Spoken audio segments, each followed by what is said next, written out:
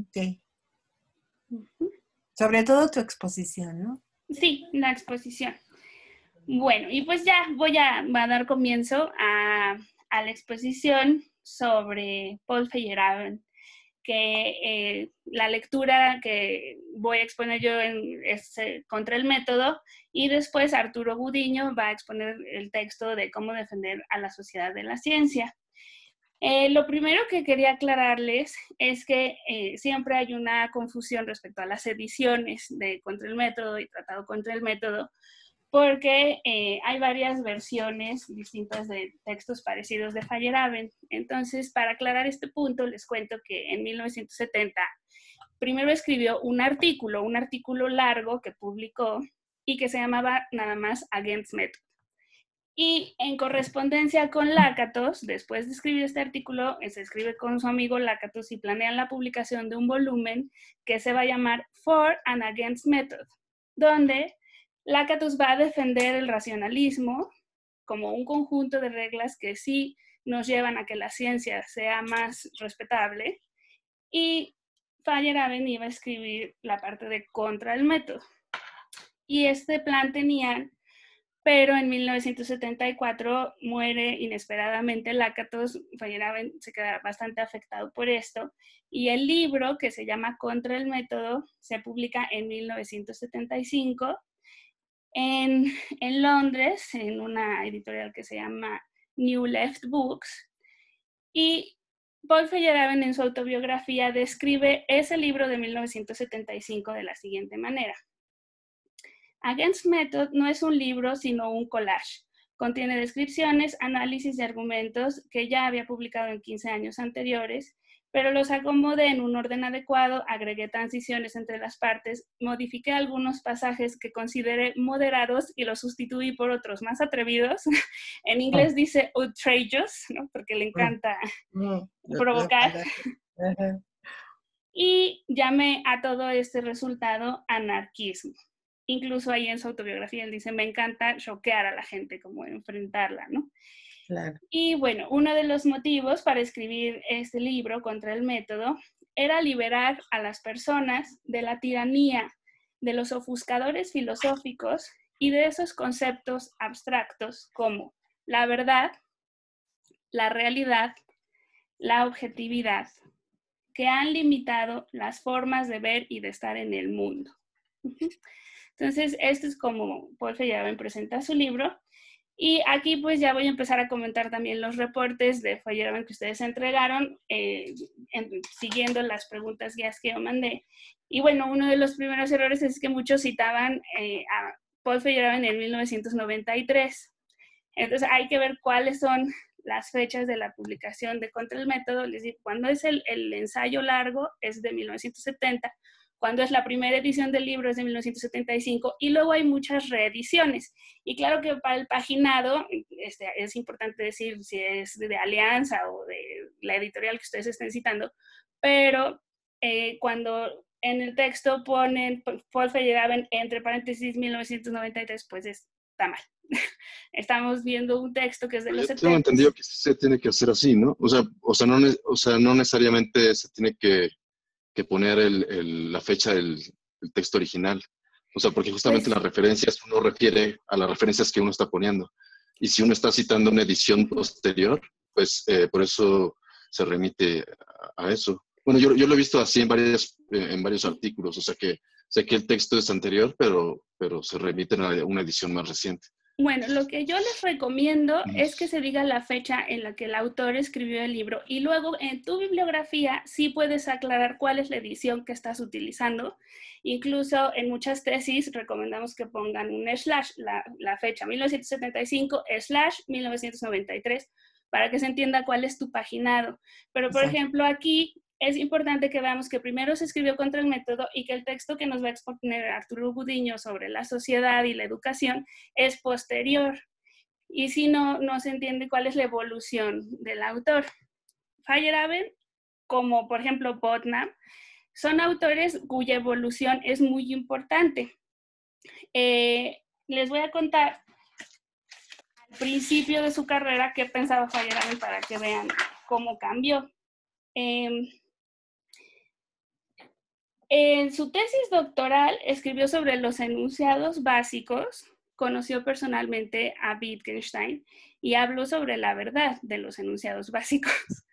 Entonces, como pueden ver, después va a evolucionar mucho. También en algún momento creía que el falsacionismo era importante y de hecho yo lo veo como con un aire de familia bastante cercano a su propuesta de la contrainducción, y después se despega de su profesor Popper y lo critica en varios aspectos, entre ellos el concepto de racionalidad, que vamos a ver justamente hoy. Pero bueno, al ser autores que evolucionan, pues es importante ver más o menos cuándo escribieron sus textos. Entonces, bueno, pues para entrar al tema del método, les quiero contar que ya saben que Feyerabend era un showman y que le gustaba provocar a la gente. Entonces les voy a contar 2 anécdotas de cómo daba sus conferencias. En una ocasión lo invitaron a hablar sobre el método científico y como le dio mucho coraje que lo invitaran para ese tema, llegó y simplemente escribió en el pizarrón: el método no existe, y se fue. Ante un auditorio lleno porque Feyerabend. Y después hay otra historia en donde sí dio la conferencia. Llegó tarde porque además era muy enfermizo, saben que tenía heridas de guerra y demás. Los que escucharon el audio de Arturo Budiño, pues ya escucharon su biografía, entonces no quiero ser muy repetitiva, pero bueno, allí comenta Arturo que Paul Feyerabend estuvo en la guerra y tiene heridas de bala desde muy joven, que lo dejan con bastón toda su vida. Y total que llega tarde a su conferencia y escribe 3 preguntas en el pizarrón. What is so great about knowledge? What is so great about science? Y what is so great about truth? O sea, ¿por qué? ¿Por qué los tenemos endiosados, ¿no? A la ciencia, a la verdad, a la objetividad. Y como les decía, bueno, pues este cuestionamiento a la verdad va a ser muy interesante para alguien que empezó sus estudios en filosofía, justamente en filosofía del lenguaje, y estudiando la verdad en el primer Wittgenstein, ¿no? Y bueno, ahora sí, entrando a Gent's Method, preparé aquí el pizarrón para seguir el orden de las preguntas que yo les mandé y que casi todos ustedes contestaron una por una. Hubo otros que escribieron como un texto libre y nada más señalaban dónde estaban los temas de las preguntas. Otros pues no tomaron tanto en cuenta las preguntas, pero yo me voy a ir en ese orden para la exposición del día de hoy. Entonces aquí preparé el pizarrón que les comparto para seguir este orden. Y como ven, del lado derecho, pues ya hice una lista de ideas que propone Paul Feyerabend, y del lado izquierdo vamos a ir llenando lo que rechaza. Entonces, en Gent's Method tiene esta frase muy famosa y a veces desafortunadamente malentendida de todo vale. En algunos de sus reportes se vieron estos malentendidos del todo vale. Por ejemplo, cuando nos dicen, es que Paul Feyerabend defiende que no hay reglas metodológicas. O es que Paul Feyerabend está abierto a todo tipo de propuestas, incluso violentas o discriminadoras. No. Vamos a escribir aquí exactamente la frase que él tiene, incluso la voy a escribir en inglés. Déjenme poner aquí el texto.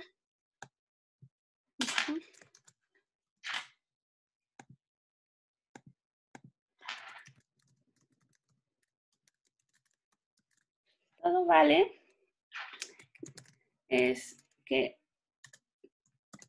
there are no useful and exceptionless, y esa es la palabra importante, exceptionless methodological rules governing science.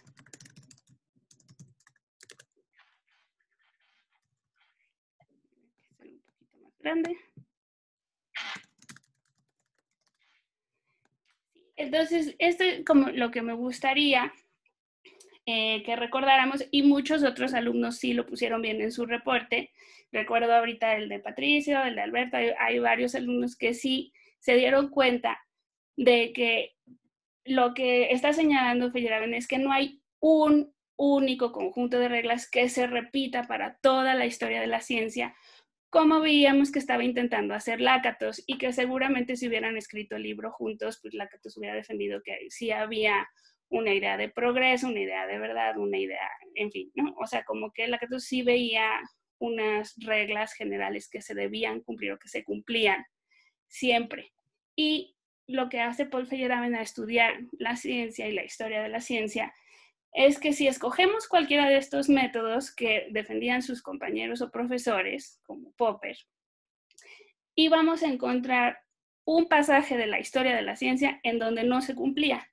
A veces se ha falsado, sí, pero no siempre se falsa. A veces se busca la comprobación empírica, claro que a veces sí, muchas veces, pero no siempre se procede de la misma manera.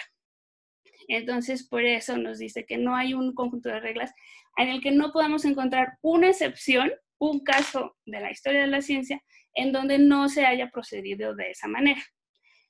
Esa es la manera en la que ya cuando leemos muchas veces a Feyerabend vemos que quiere expresar todo vale. Ahora, también Feyerabend tiene la culpa porque le encanta ser provocador, le encanta decir las cosas así como de manera explosiva, y pues también generó reacciones explosivas, ¿no? Bueno, continúo con el orden de las preguntas que les mandé, y bueno, una de las primeras era ¿cuáles fueron las fuentes de inspiración de Feyerabend para proponer el anarquismo epistemológico? Un momentito.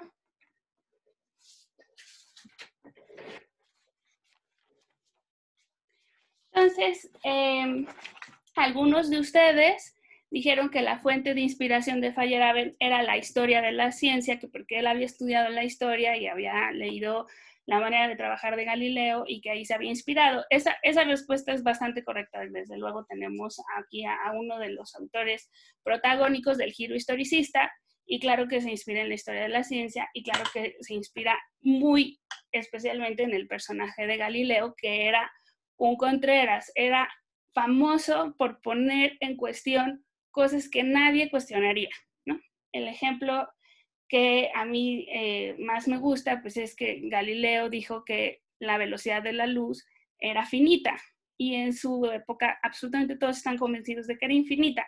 No había manera de medir la velocidad de la luz ni de cerca, y cuando él estaba vivo, pero se le ocurrió que tal vez no era así, ¿no? Y que, o sea, que se valía contradecir a lo que ya estaba completamente aceptado y además como fundamentado en muchas experiencias. Y a pesar de eso, había incluso que cuestionar no las teorías solamente, sino además los hechos, lo que veíamos con nuestros ojos podía cuestionarse, ¿no? Y hay una cita muy bonita de Galileo donde dice que cuando una persona va por la carretera de noche, ve que la luna lo está acompañando, y no por eso la luna lo está acompañando, no lo que vemos o experimentamos es necesariamente verdadero, ¿no? Y entonces, pues esta cuestión de cuestionarse las cosas y de inspirarse en la historia era en efecto una respuesta correcta, pero yo estaba pensando más en autores y creí que pues casi todos ustedes iban a responder que Paul Feyerabend se había inspirado en Hegel y en John Stuart Mill.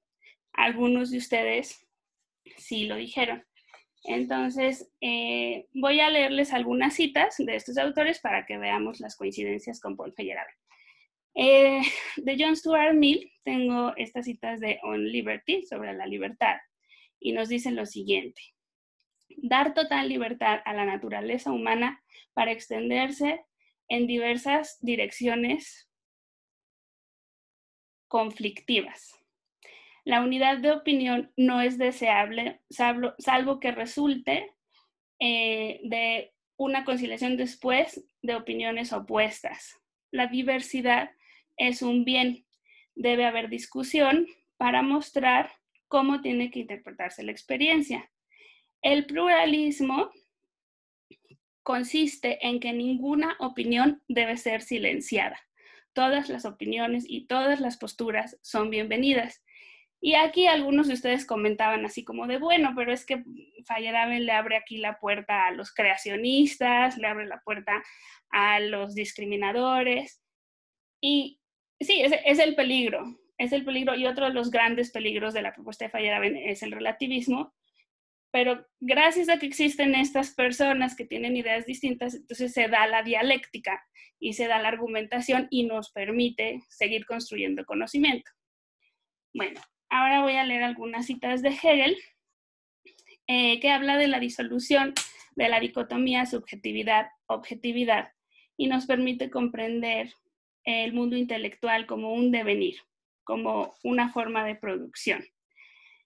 En la teoría general del desarrollo, que también se conoce como la cosmología de Hegel, algunos de ustedes así la citaron, se determinan algunas condiciones. Por ejemplo, cada ser finito está relacionado con los otros.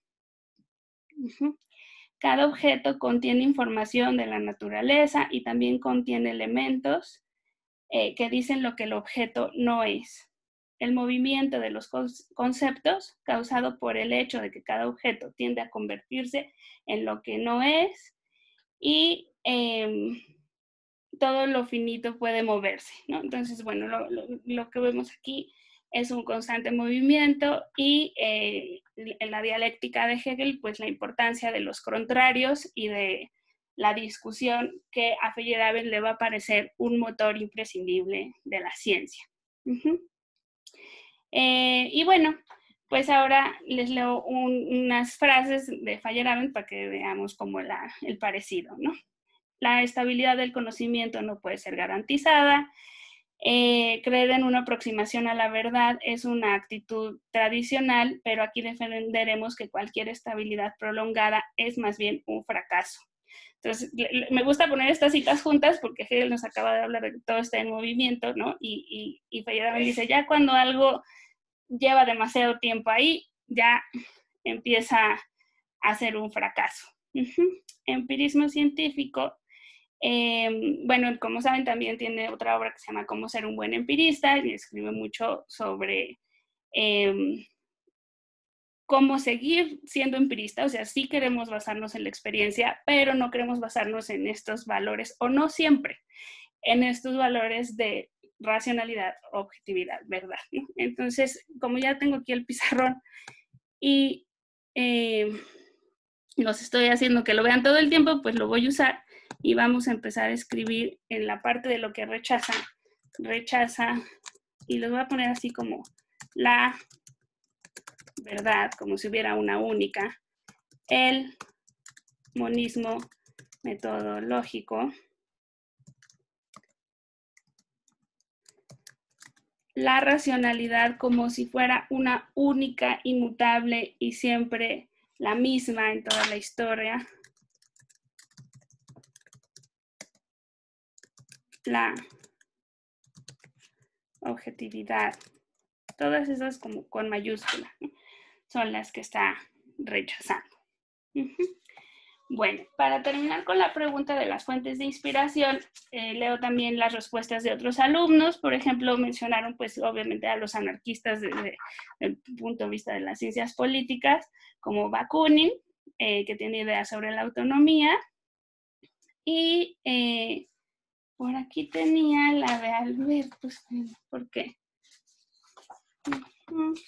Ah, sí, también otra respuesta que pusieron era de Piotr Kropotkin, un anarquista, que en 1905 escribe: los hombres necesitan librarse de su fe en la ley, en la autoridad, en la unidad, en el orden y la propiedad.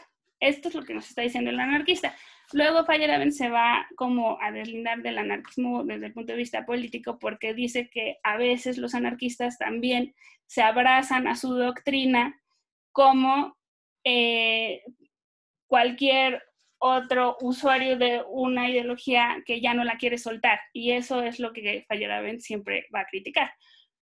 Pero bueno, aquí me gusta mucho esta cita porque nos da otras palabras clave de lo que Feyerabend está rechazando. Feyerabend está rechazando la unidad, por eso propone un pluralismo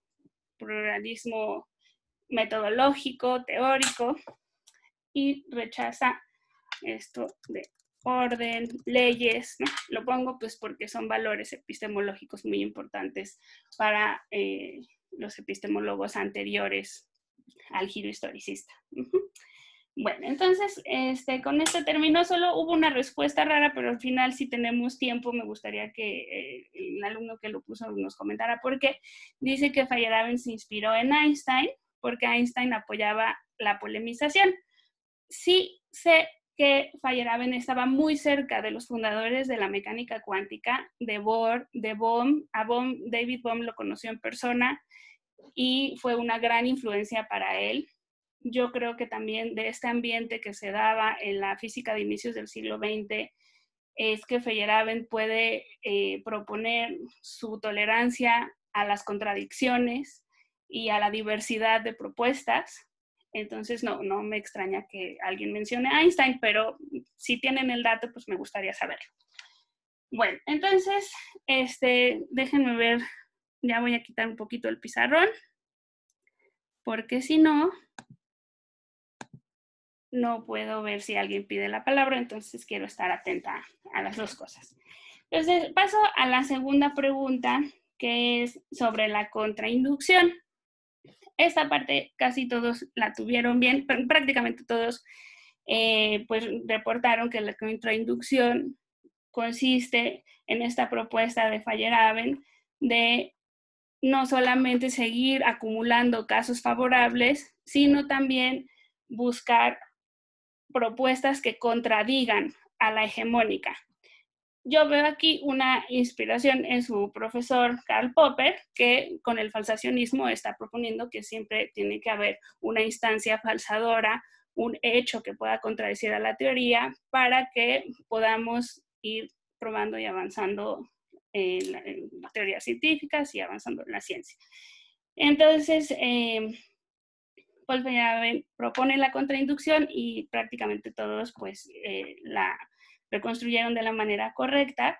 Y después preguntábamos cuál es la ventaja o cuáles son las ventajas de la proliferación de teorías. La proliferación iría un poquito más allá de la contrainducción, porque si dan cuenta, no solamente tiene que ser algo que contradiga a lo que está establecido, sino que puede ser una diversidad, algo que no tenga nada que ver, o pueden ser muchas, o 3 o 4 al mismo tiempo. O sea, ya en la proliferación, lo que se abre es una puerta a la diversidad, ¿sí? Entonces, no todos respondieron explícitamente cuál era la ventaja. Algunos nada más dijeron en qué consistía la proliferación, pero fueron menos los que sí respondieron cuál era la ventaja de la proliferación, y los que sí respondieron dijeron, por ejemplo, que una ventaja era la apertura de pensamiento, evitar el estatismo tendencioso. Sí, como que lo que más le choca a Feyerabend es que se queden las ideas anquilosadas, ¿no? La autoridad nada más porque sí, creer las cosas porque nos las dijeron, ¿no? Yo siempre pongo también de ejemplo que pues, nosotros no tenemos experiencia de lo que es un electrón. Entonces, si fuimos a clase de física y nos dijeron que existía el electrón, lo creemos como un acto de fe, de la misma manera que una persona va a misa y le dicen que existe cierta deidad o que si los santos, o sea, nosotros hacemos un acto de fe.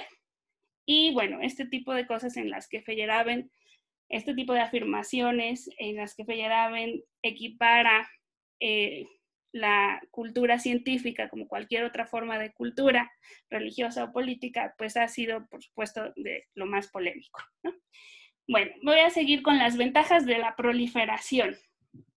Una gran ventaja de la proliferación es que se da la libre competencia, en el sentido de que se propicia la discusión, y esto obliga a que se provean más argumentos. Pero si se acuerdan, Feyerabend dice, no solamente se trata de argumentar, eso es mucho lo que quizás ya había dicho Kuhn y lo que también discute Lakatos, pero aquí Feyerabend va más allá de lo que Lakatos habla como historia interna y nos dice, es que no solamente es tener buenos argumentos, es saber ser un buen propagandista, de la teoría que queremos defender. Y ahí Galileo, otra vez, es el ejemplo perfecto, porque Galileo fue de los primeros académicos que empezó a escribir en italiano. En su época todo el mundo escribía en latín y estaban aquí las élites bien enterados de lo que se estaba produciendo, y Galileo hace un esfuerzo de propaganda para cuestionar al hegemónico paradigma aristotélico, ¿sí? Entonces, bueno, pues aquí esa es otra ventaja de la proliferación, que se dé la competencia, la discusión, la propaganda de diferentes propuestas. Y también se permite que haya supuestos adicionales. No solamente la adecuación empírica es la que se va a tomar en cuenta, porque cada una de estas propuestas diversas puede tener valores distintos en cuenta para la evaluación de las teorías científicas. Entonces, esta diversidad no es solamente una diversidad a nivel teórico, sino también una diversidad a nivel axiológico, epistemológico. Entonces, esta es una ventaja. Hay un florecimiento de las facultades humanas, hay una perspectiva humanista, y esto va a evitar que la ciencia imponga sus intereses o que sean los únicos en juego, ¿no? Bueno, entonces esta es la tercera pregunta, me parece. Déjenme, vuelvo aquí al pizarrón. Y bueno, ya vimos las fuentes de inspiración del anarquismo epistemológico, ya hablamos de la contrainducción, con lo cual voy a poner aquí del lado izquierdo otros dos principios importantísimos que Feyerabend está poniendo en cuestión. Al proponer la contrainducción, nos está negando que el principio de inducción pueda verse como el método de la ciencia, que era lo que pensaba Newton, como vimos en el texto de Duhem, y está atacando el principio o la condición de consistencia. Epistemólogos actuales como Paul Taggart y también como Tonoira del empirismo lógico, actuales y antiguos, defienden que la consistencia es un valor poderosísimo en el conocimiento científico. Pero Paul Feyerabend se va a atrever a cuestionarlo y justamente en un texto de Lakatos, ahorita no me voy a extender en eso, pero sí se los quiero mencionar, viene un ejemplo muy interesante de cómo toda la propuesta de la teoría atómica de Bohr contradecía al electromagnetismo de Maxwell, que era pues en ese momento una de las teorías más aceptadas y con más empuje y más comprobación empírica, ¿no? Por todas las décadas que tenía de desarrollo. Y a pesar de que Bohr proponía algo que contradecía a esa teoría, logró quedarse por muchas otras razones, porque no solamente se valora la adecuación empírica, sino, como vimos, por ejemplo, con Laudon y con Lakatos y con Kuhn, se valora que se resuelvan problemas, ¿no? Entonces, les digo, no puedo entrar ahorita en el detalle, que me encanta, eso sería como otra clase, pero les doy el dato de que la teoría atómica de Bohr contradecía a la teoría del electromagnetismo, y Paul Feyerabend pues muestra que todas estas inconsistencias o contradicciones forman parte de la historia de la ciencia y no solamente debemos aceptar que están allí, sino además celebrar que estén allí, ¿no? O sea, la inconsistencia es algo necesario y que muchas veces sirve pues para ensalzar la discusión.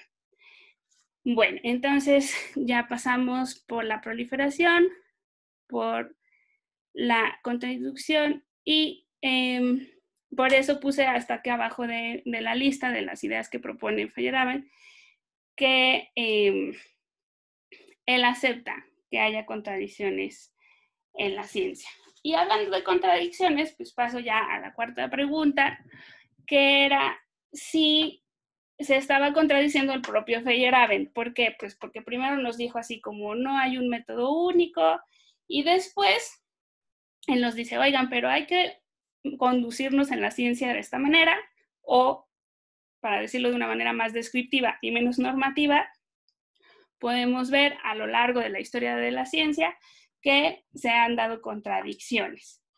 Entonces, él está proponiendo que cuestionemos a las teorías hegemónicas, anquilosadas, sobre todo si ya llevan mucho tiempo, que aceptemos la proliferación y la contradicción y decimos, oye, Feyerabend, no nos estás dando otra vez una receta, ¿no? O sea, finalmente tú estás proponiendo unas reglas, pero como todos respondieron en sus reportes, no hay una contradicción.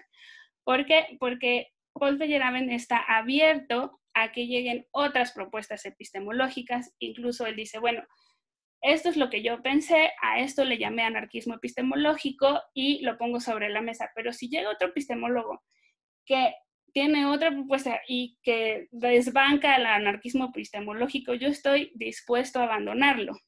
Y aquí sí vemos una diferencia crucial con su profesor Popper, que fue monista metodológico. O sea, si algo tiene Feyerabend es que está abierto al cambio, incluso cuando ese cambio implique abandonar sus propias propuestas. Miren, tengo varias otras cosas que compartirles. Creo que no me va a dar tiempo, pero les quiero decir que me encanta, después de los primeros 4 capítulos que ustedes leyeron, el 5º y el 6º capítulo están dedicados en el libro de Contra el Método al argumento de la torre de Galileo y a cómo convence a algunos aristotélicos de que la Tierra se mueve.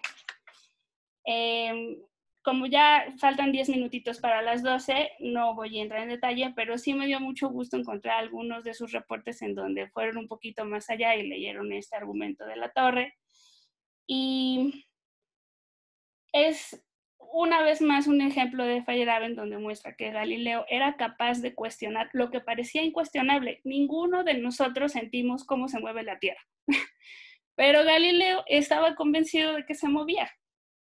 Y entonces construye estos argumentos para convencer a los aristotélicos de que la Tierra se mueve.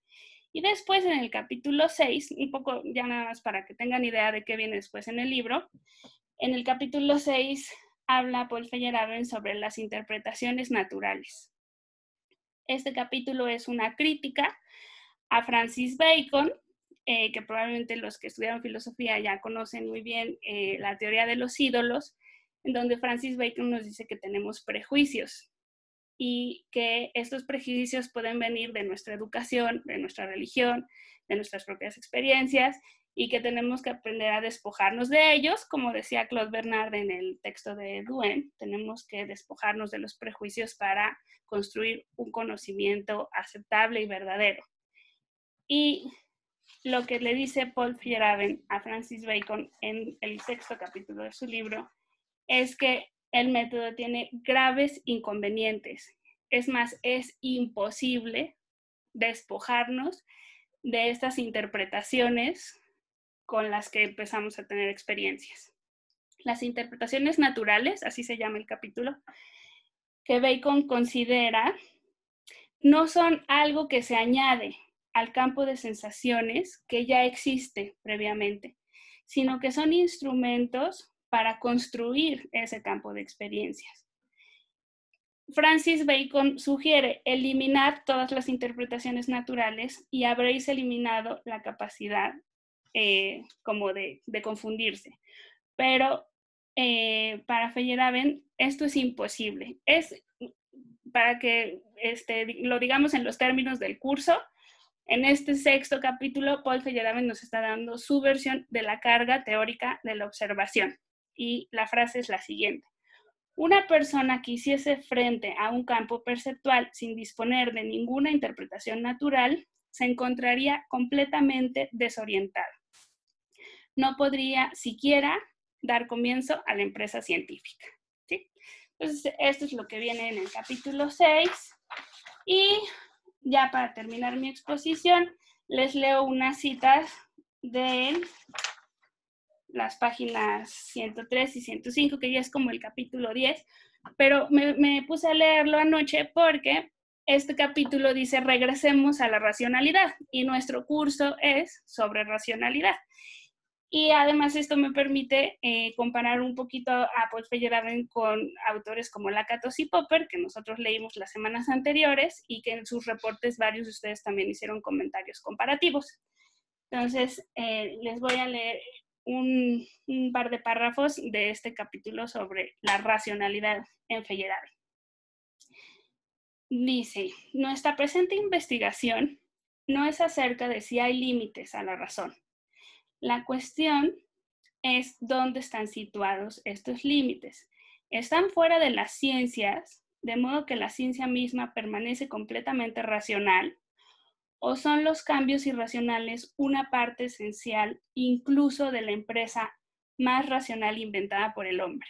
Allí claramente está hablando con su amigo Lakatos. O sea, le está diciendo todo lo irracional queda fuera en la esfera de lo personal, subjetivo, emocional, o tenemos que mezclar esto que tú dividiste en externo e interno y reconocer que dentro de la ciencia ocurren cosas que tú llamarías irracionales, ¿no? Contiene el fenómeno histórico llamado ciencia, ingredientes que desafían un análisis racional, aunque puedan ser descritos con completa claridad en términos psicológicos o sociológicos. Ahí sí ya descalabró a Popper. La pretensión abstracta de acercarse a la verdad puede alcanzarse de una manera totalmente racional o es quizás inaccesible para aquellos que deciden confiar solamente en la argumentación. Estos son los problemas que fueron suscitados por Hegel, luego en términos bastante diferentes por Thomas Kuhn, y son los problemas que yo quiero discutir. Al discutir estos problemas, Popper y Lakatos rechazan las consideraciones de sociología y psicología, o en expresión del propio Lakatos, la psicología de masas, y afirman el carácter racional de la ciencia. Según Popper, es posible llegar a una decisión en cuanto a cuál de dos teorías está más próxima a la verdad. Según Popper, una teoría está más próxima a la verdad si la clase de sus consecuencias verdaderas, su contenido de verdad, excede al contenido de verdad de la teoría en competencia. Según Lakatos, los rasgos aparentemente irrazonables de la ciencia solo ocurren en el mundo material, pero en el mundo del pensamiento o en este mundo de las ideas, del tercer mundo de Popper y de Platón, en ese mundo tiene lugar el crecimiento del conocimiento. Ahora bien, con respecto a este conveniente vuelo hacia regiones más altas, debe señalarse que el científico, desgraciadamente, está también tratando con el mundo material y con el mundo psicológico, es decir, con aspectos subjetivos. Es principalmente este mundo material en el que él quiere cambiar y sobre el que quiere influir. Y las reglas que crean el orden en el tercer mundo serán inapropiadas para crear orden en los cerebros humanos. Y aquí, pues, la verdad es que sí está un poquito más largo el texto, ya no los quiero aburrir porque a veces perdemos la atención cuando nada más está leyendo alguien, pero les digo que está aquí en la página 104 y 105, cómo va a terminar allí sí de confrontarse claramente con su profesor Popper y decirle que hizo mal en dividir estos tres mundos y creer que en el tercer mundo estaban las ideas y que allí debía regirse la epistemología, pero que todavía concediendo que nos quedáramos nada más en ese mundo de las ideas, también podía dar como argumentos para convencernos de que Popper estaba equivocado, porque ni siquiera en ese mundo de las ideas se sostiene su monismo metodológico, ¿sí? Y bueno, pues aquí termino mi exposición. Tenía otras pocas notas sobre comparaciones entre Feyerabend, Lakatos, Kuhn y Popper. Por ejemplo, para Lakatos sí va a haber un núcleo fáctico que consideramos incuestionable durante por lo menos largos periodos de tiempo, y Feyerabend va a rechazar que exista cualquier experiencia incuestionable, como buen admirador de Galileo. luego, bueno, se une Feyerabend a Kuhn, a Popper en las críticas sobre la ciencia normal, en el sentido de que más bien lo común es que haya muchas propuestas distintas en competencia. Y, en fin, bueno, pues creo que sí lo voy a dejar ya aquí. Y en estos 3 minutitos que me quedan, o 5, que no sé si David, que está moderando, le parezca que pueda hablar otros minutitos. Pero, bueno, les quiero decir que aquí terminamos con los autores clásicos y que era muy importante que tuviéramos esta visión del siglo XX, porque luego leemos a epistemólogos actuales y no conocemos las propuestas que ya habían hablado de la consistencia o de la inconsistencia, o en fin, ¿no? Lo que ya se había discutido en el siglo XX es importante conocerlo. Y ya a partir de la próxima semana, pues vamos a empezar con la otra antología que tengo aquí, con la de racionalidad, que editaron la doctora Ana Rosa Pérez Ranzanz y el doctor Ambrosio Velasco, y ahora sí vamos a ver autores que son contemporáneos, ¿sí? Pero era importante que tuviéramos a estos otros en la cabeza, ¿no? Kuhn, Lakatos, Laban, Feyerabend. Esto fue como la parte de los clásicos en este curso. Ahora sí, no sé, David, que si quieran pasar a otra cosa, ya digamos dejando de lado la parte teórica de Feyerabend y hablando un poquito más de sus reportes, pues les comento nada más errorcitos para que no se sigan repitiendo en las próximas entregas. Algunos de ustedes no le ponen el nombre al archivo de Word, porque como lo subieron a Classroom o lo mandaron por mail, pues ya dicen, allí vieron quién lo entregó. Pero habemos algunos profesores, incluida, estoy segura, la doctora Ana Rosa y yo, no estoy seguro David y Atocha, pero estamos demasiado acostumbrados a calificar en papel. Entonces yo lo que hago es imprimir sus reportes. Aquí los tengo todos impresos, ya los califiqué. Y a la hora que lo imprimimos ya no sabemos de quién es. Entonces, por favor, no olviden poner en el Word su nombre. Todavía hay poquitas faltas de ortografía, como que dicen, él defendía tal y cual y no le ponen acento a él. Entonces, lean en voz alta sus reportes cuando tengan oportunidad, porque a veces nosotros mismos detectamos sus errores. Y, bueno, pues creo que eso eran como de los avisos que me gustaría darles respecto a los reportes. Sí, muchas gracias, Fer. Pues yo creo que antes de las preguntas sería bueno pasar a la presentación de Arturo, ¿no? Que tendría, les habíamos dado como 10 minutos, ¿no? Más o menos. Sí, entre 10 y 15 minutos. No, para la exposición, sí como 20, ¿no? Habíamos dicho. No, pero pensando en que ya él mandó previamente su exposición grabada y sí. todos ya la debieron haber oído. Entonces, más bien la idea sería que resumiera nada más los puntos más importantes. Sí, esta vez mandó Arturo un audio, un PowerPoint y un handout. Entonces, pues no sé si todos lo pudieron ver todo. Yo sí escuché el audio completo y vi el PowerPoint y el handout. Pero, bueno, es que Arturo hable como unos 15 minutitos a ver qué dice Ana Rosa. Una pregunta, yo no entiendo, a mí nada más me llegó el reporte escrito. ¿Quién avisa cómo vemos o dónde vemos? Yo soy nueva en esto. Sí, que además hay un audio o que hay. Subí yo a Classroom, pero a mí no me llegó el PowerPoint. Yo nada más subí el handout y la grabación, que es lo único que me llegó a mí por correo.